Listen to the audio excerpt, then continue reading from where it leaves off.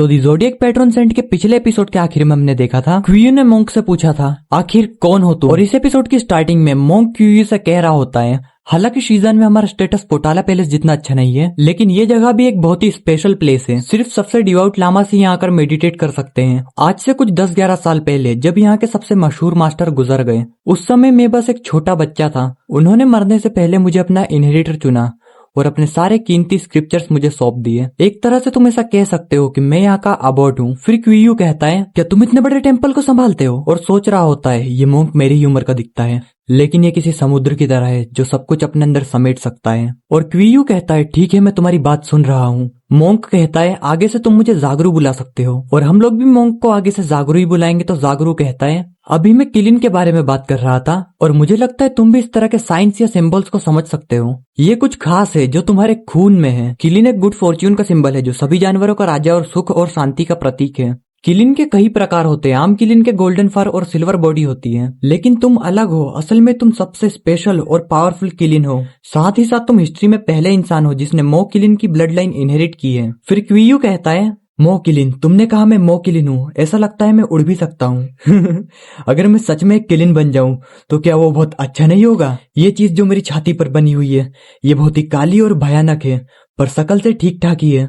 असल में मैं पहले से ही सोच रहा था कि अपने शरीर पर कुछ बनवा लूं। पहले जब फिल्मों में देखता था वो बाई तरफ हाथी, दाई तरफ गेंडा, बीच में शेर, क्या कूल लगता है। ये सुनकर मोंक कहता है नहीं नहीं नहीं नहीं।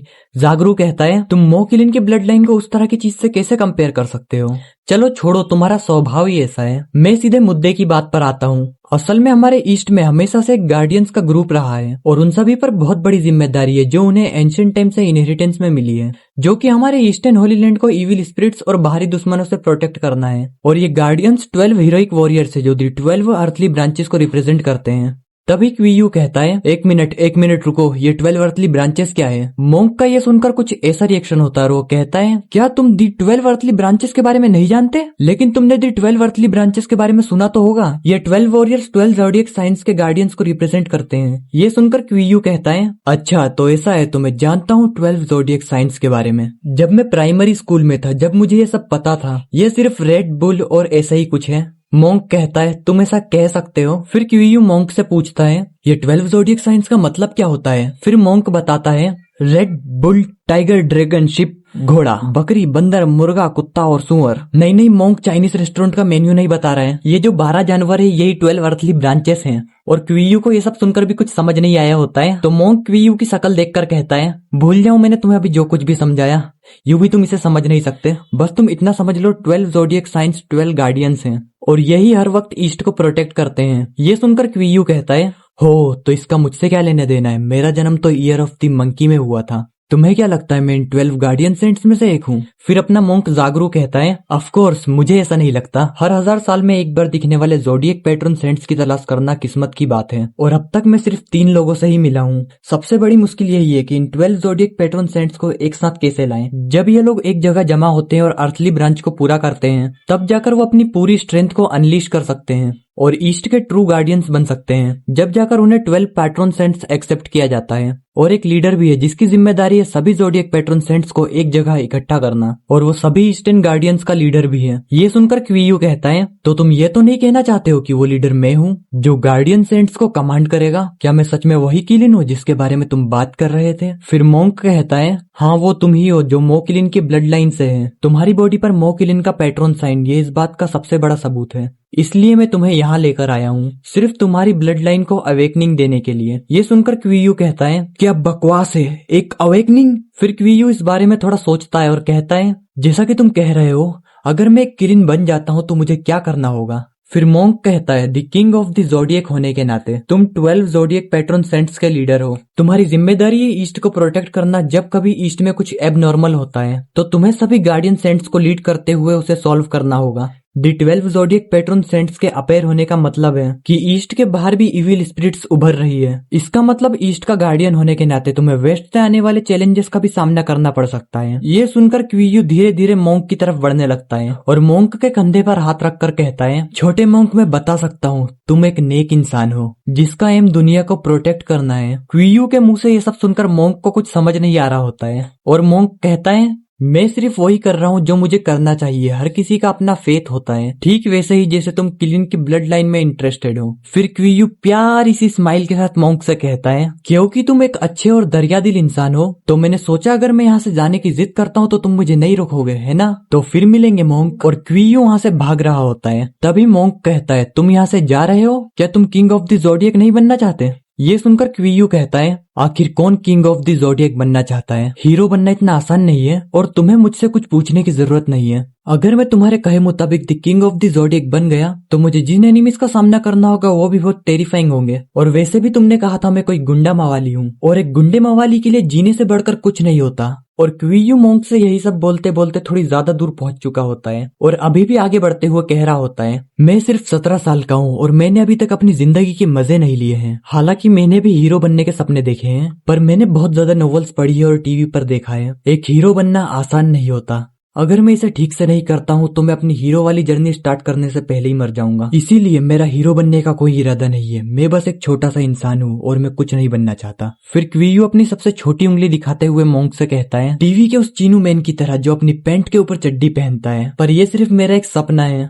तो अब मुझे परेशान मत करो, मैं कोई वॉरियर नहीं हूँ, हीरो तो दूर की बात है। जो सुनकर मोंक क्वियू से चिल्लाते हुए कहता है, क्या तुम मुझे बता सकते हो तुम्हारी इस जिंदगी में सबसे बड़ी ख्वाहिश क्या है? ये सुनकर क्वियू रुकते हुए कहता है, ख्वाहिश? हाँ, तो दरअसल मेरी बहुत छोटी सी ख्वाहिश है। मैं एक बार एक बिग ब्रो से मिला था जो कि एक चेन स्मोकर थे। उन्होंने एक बार कुछ ऐसा कहा था जिससे मैं बहुत ज्यादा इंस्पायर हुआ था। उन्होंने कहा उनकी ख्वाहिश है कि वो पूरे दिन सोते रहें, पैसा इतना हो कि गिनते गिनते हाथ थक जाए, और दो चीजें मैं अपनी तरफ से ऐड करना चाहता हूँ। हॉट लड़कियां रोज मेरे दरवाजे पर आए और मैं उन्हें छेड़ सकूं, और मैं हमेशा हेल्दी रहूं। ये सारी चीजें मिलकर मेरा जीवन आदर्श है। भले ही मैं एक छोटा सा आदमी हूँ, पर मैं जानता हूँ खुशियां बहुत खूबसूरत होती है पर उन्हें पूरा करना बहुत डिफिकल्ट होता है। इसलिए मैं तुमसे कोई फालतू की उम्मीद नहीं रखता हूँ। और ये सब कहकर क्वियू वहाँ से जाने लगता है। तभी मोंक कहता है, लेकिन अगर मैं तुमसे कहूँ कि तुम्हारी ये सारी ख्वाहिशें इम्पॉसिबल बिल्कुल नहीं है। ये सुनकर क्वियू के कान खड़े हो जाते हैं और वो कहता है, हो अच्छा, तो मुझे बताओ ये सब कैसे पाया जा सकता है? क्या किलिन बनकर इसे पाया जा सकता है? अगर ऐसा है तो ये मरने से पहले कुछ दिनों का मजा उठाने जैसा होगा, और मैं ऐसा नहीं चाहता। फिर मोंक कहता है, असल में तुम्हारी जो कुछ भी ख्वाहिशें हैं वो पावर से ज्यादा कुछ नहीं है। अगर तुम्हारे पास पावर हो तो सब कुछ आसान हो जाता है।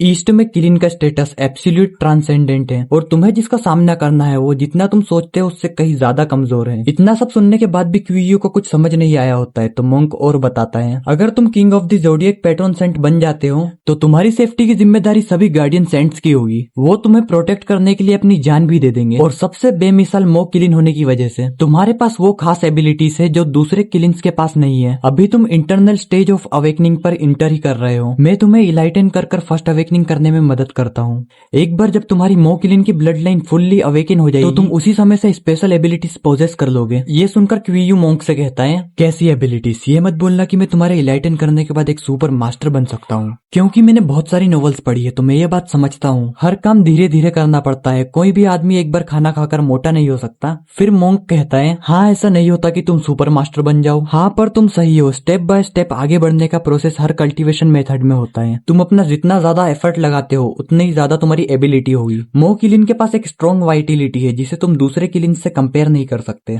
भले ही मो किलिन का सिंग काट दिया जाए पर फिर भी वो जिंदा रह सकता है और उसका सिंग दोबारा से ग्रो कर सकता है। ये सुनकर क्वियू कहता है, जो तुमने अभी कहा उसका मतलब क्या है? फिर मोंक बताता है, इसका मतलब है कि जब तक तुम्हारी मो किलिन की ब्लड लाइन फुल्ली अवेकन रहेगी तुम्हारे पास हाइपर रीजनरेशन एबिलिटी होगी। जब तक तुम्हारा सर धड़ से अलग ना हो जाए, भले ही तुम्हारे बाकी पार्ट्स टूट जाए, वो वापस रीजनरेट कर सकते हैं। ये सुनकर क्वियू कहता है, तुम मुझे एक बात बताओ, मैं एक किलिन हूँ या एक कॉकरोच जो बार बार रीजनरेट कर सकता हूँ? फिर मोंक कहता है, ऑफ कोर्स तुम एक किलिन हो और तुम मो किलिन का कंपैरिजन एक कॉकरोच से कैसे कर सकते हो?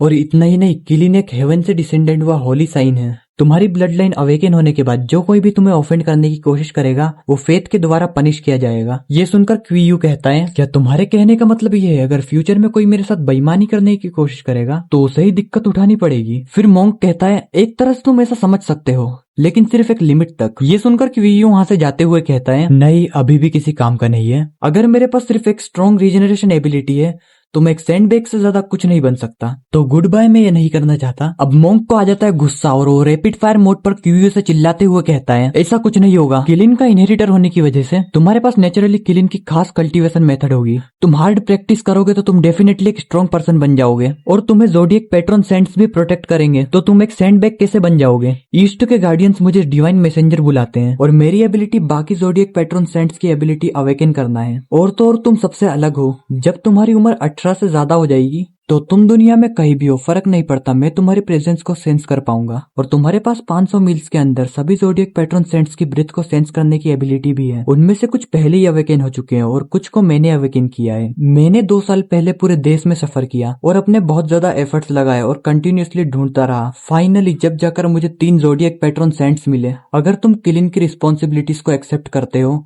तो वो तुम्हारे प्रोटेक्टर्स बन जाएंगे। और जब तक तुम बाकी 9 ज़ोडिएक पैट्रन सेंट्स को ढूंढ नहीं लेते, ईस्ट में कोई भी परेशानी होती है तो तुम्हें उसे फिलहाल नजरअंदाज कर देना है। सिर्फ तुम्हारी लीडरशिप के अंदर रहकर ही ज़ोडिएक पैट्रन सेंट्स अपनी पूरी स्ट्रेंथ को अनलीश कर सकते हैं, क्योंकि तुम हो the king of this zodiac. इसीलिए तुम्हें सेफ रखना सबसे इम्पोर्टेंट है और आने वाले कुछ सालों के लिए तुम्हारा काम बहुत आसान है। तुम्हें बस ज़ोडिएक पैट्रन सेंट्स को ढूंढना है और खुद को ट्रेन करना है। तुम्हें कोई खतरा नहीं होगा। और ईस्ट में कुछ ऐसी गार्डियन फैमिलीज हैं जो एंशिएंट टाइम से चली आ रही है और ये फैमिलीज एक्सट्रीमली पावरफुल है। The king of the zodiac होने की वजह से तुम्हें उनसे मदद भी मिलेगी। तो तुम्हारी सभी ख्वाहिशें पूरी करना बहुत आसान होगा। इतना सब सुनकर क्यूयू के पूरे पसीने छूट चुके होते हैं और मोंक तो पूरा हाफ रहा होता है। और इसी के साथ ये चैप्टर यहीं खत्म हो जाता है और नेक्स्ट वीडियो एपोकलिप्स का चैप्टर 2 जल्दी आने वाला है। पर कब आएगा भाई? जब कभी मैं कंप्लीट कर लेता हूँ, क्योंकि मेरा चैनल मोनेटाइज नहीं है और जॉब से ज्यादा टाइम नहीं मिलता है। तो मिलते हैं अगले वीडियो में, तब तक के लिए बाय बाय।